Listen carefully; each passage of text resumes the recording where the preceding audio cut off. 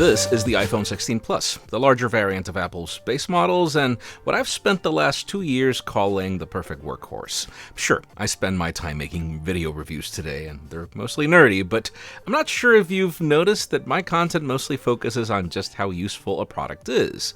We live at a time when you can fold your RAZR or Z Flip to use it as a camcorder, or prop your Pixel 9 Pro Fold on its screen to use the other half to take a photo, because yeah, I can see all of you not worrying about placing your $1,800 phone carelessly over the concrete just for that perfect shot, right? You get where I'm going. We're flooded with cool tricks the average person either doesn't care about or will use once and forget it's there. Some of us just want a phone that works, lasts all day, and takes good photos, and that's pretty much where I feel this Plus model sits. I'm Jaime Rivera with Pocketnow, and let's dive into our full review.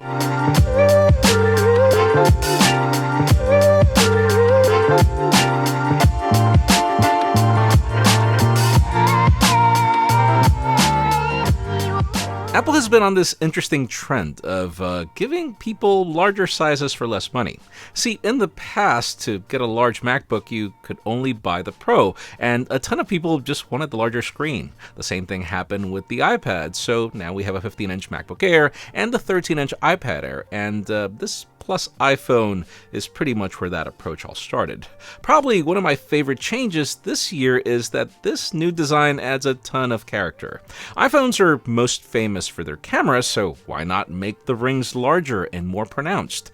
The base models are also preferred for their color, so why not go for more of an aggressive palette when compared to the subtleties that we had with the last two generations? This new design also introduces two new buttons compared to last year, with the action button on the left mimicking the customizable functionality that we saw on the iPhone 15 Pro, and a new camera control button on the right, which we'll discuss later. The company's use of aluminum also makes this the lightest iPhone with a larger display, which, by the way, has a newer version of ceramic shield that makes it 50% tougher than before. Also, not sure if you saw the iFixit videos, but there are a ton of cool tricks on this phone to increase repairability, which even includes easy battery removal procedures through an electrical current. I know, crazy. Now, that update in durability is pretty much the only change I notice over last year's Super Retina XDR, which follows a trend of many other manufacturers, as displays haven't really seen much change lately. Same 6.7 inches diagonal with a dynamic island on the top, 460 pixels per inch, and 2000 nits of peak brightness. Yes, at this price, it would be great to see some added refresh rate, but the average consumer isn't really taking advantage of that, and 60 Hz has endurance benefits. If anything, the one reason I do wish for high refresh rate is because I do miss the always-on widgets and contextual notifications that are so useful on the Pro models. And everything else, colors here continue to be some of the best in the industry for content consumption, and the speakers remain some of my favorite as well. Apple plans to improve it over time with deeper integration into the iPhone's chipset. Most of the major changes for this phone also came on the inside. As opposed to previous base models that stuck to a chip from a generation prior, this phone was built from the ground up for Apple Intelligence. That means a brand new A18 chip, which, by the way, is built on an updated 3nm process. It also means more RAM for those added on-device AI tasks. We also have the latest Wi-Fi and Bluetooth, a pretty sizable battery, and about the only thing I wish is higher starting storage, as the complexity of applications lately have 128 gigs already showing limitations. I did try to hold this review as much as I could in order to test the final version of Apple Intelligence, since it is a major selling point, but that final version is still not out at the time of this video. We're still in beta. Stay tuned for my review on the smaller base model for more information on that. iOS 18 has actually felt pretty good over the last couple of weeks. For me, the idea of being able to place icons everywhere, while welcome, is actually something I don't even care about on Android. For me, it's been about the flexibility to not just use dark mode, but for the icons to follow suit, or for you to be able to change the color if you want to. The new Control Center is also something I find a lot easier to use given its extra layers of customizability.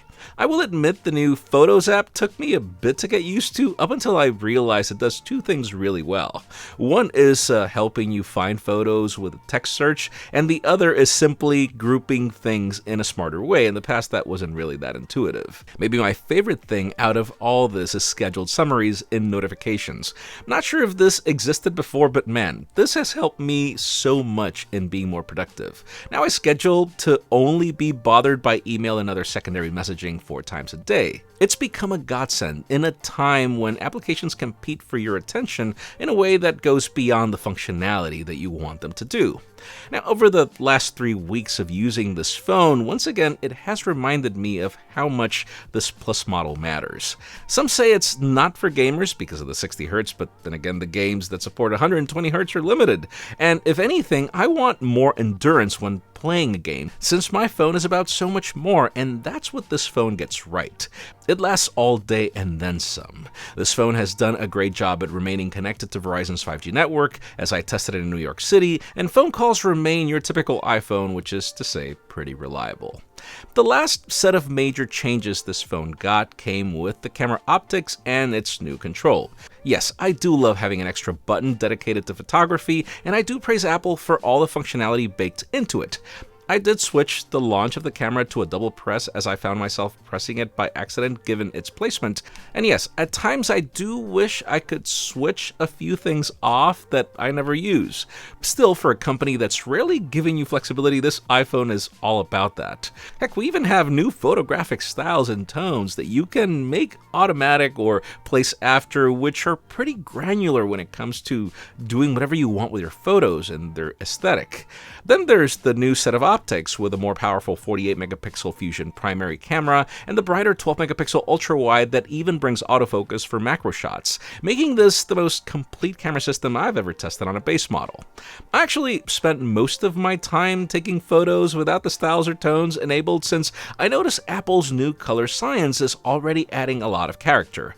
Photos bring an extra punch of contrast while balancing highlights and shadows in a way that keeps the results pleasing, and that's regardless of which focal length you pick. The improvements are even more noticeable in low light, where this phone does a great job at freezing moments and has gotten faster at it. I see a lot less grain than before, and even if I saw some green lens flares as I pointed the camera, it seems that the company is removing them in post, which is great.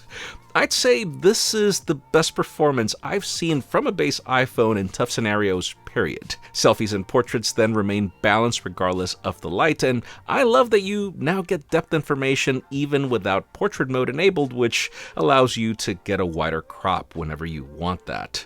And then there's the fact that iPhones are just kings of smartphone video. It's crazy how little by little I've chosen to leave my camera behind at certain events, because even this Plus iPhone can handle bright and dark extremes well thanks to its HDR capabilities and just the amount of data you get on the codec. Maybe my favorite feature is using this camera for selfie video and then taking the advantage of audio mix to remove unwanted noise from around me. It is so good that it spared me the need to bring a separate microphone for selfie video, even if yeah, I would love for this camera to get at least a little wider for selfie video. To conclude, what can I say? The iPhone 16 Plus is not a phone for everyone, but I have a feeling Apple doesn't see each iPhone as its own silo. It's really just a matter of choice. You now get 2 Pro iPhones with the exact same features in different sizes, and the same can be said about these base models for the last 3 generations. You get to choose what works best for you. If you care about ProMotion, 120Hz, and always-on display, then just get the Pro model. I'm on the boat of people caring more about having a phone that will last all day and not needing to charge it at like 6 p.m., and that's where this phone shines. The workhorse that lets you get things done, pretty much like every Plus iPhone since the 7, which were all legendary at battery life. It's like the Toyota of iPhones that just keeps on going. And listen, sure, $899 is a bit steep for some of the features that are missing, but then again, no Toyota is cheap, and this phone is in this odd place where it really doesn't compete against anything. It's the iPhone I recommended most last year, but let's just say this year, it's the second one I recommend most, though more on that in a future video.